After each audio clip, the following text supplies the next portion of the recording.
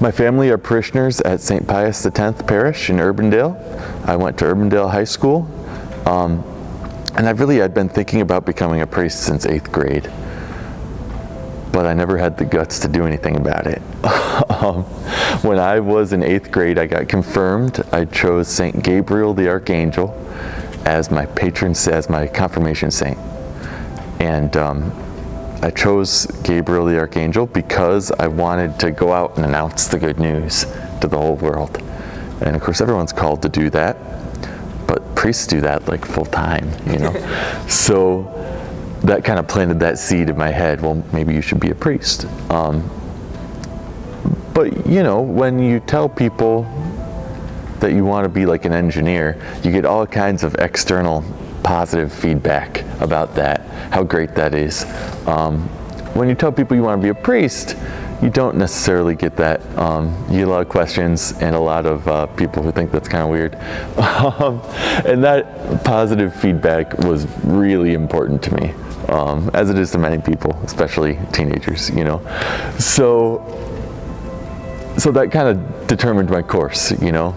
Well, everyone thinks it's great if I go be an engineer. People don't think it's so great if I go be a priest. So I went to Iowa State, studied chemical engineering, and it's not as though that was only because of other people telling me to. You know, I really enjoyed the subject. It was really interesting, exciting stuff to get to work on, challenging. So I liked all of that about it. It's not as though, you know, I didn't enjoy those things. But the whole time, the Lord was very persistent with me, always working on me. You know, before Mass, praying, it would sort of pop into my head, or after communion, or at night, praying before I went to bed. Not all the time, but pretty regularly. It would just sort of occur to me, well, what if you went and became a priest? And so, because the Lord was so persistent, by the end of my time in college, you know, I was pretty confident, well, this is probably where God wants me to be. But it wasn't where I wanted to be.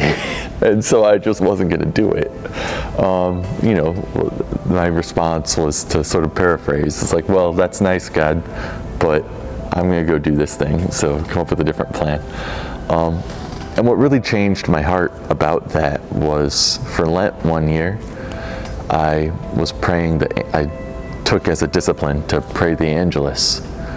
So 3 times a day, meditating on Gabriel the Archangel. He comes back into the story here, and his announcement to Our Lady of the Incarnation, of that Christ would be born from her.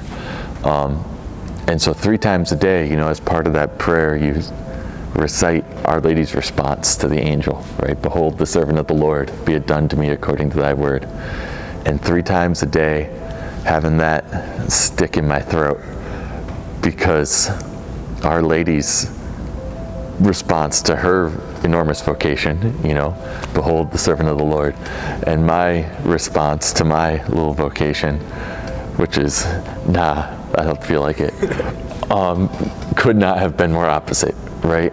And so it was very uncomfortable to have to look at that 3 times a day, which I really think of as a kick in the pants from my mother in heaven to get a move on and do something about it, you know, which is good. That's what a good mother does sometimes when you need it. So I'm very grateful to Our Lady for that push to make a change.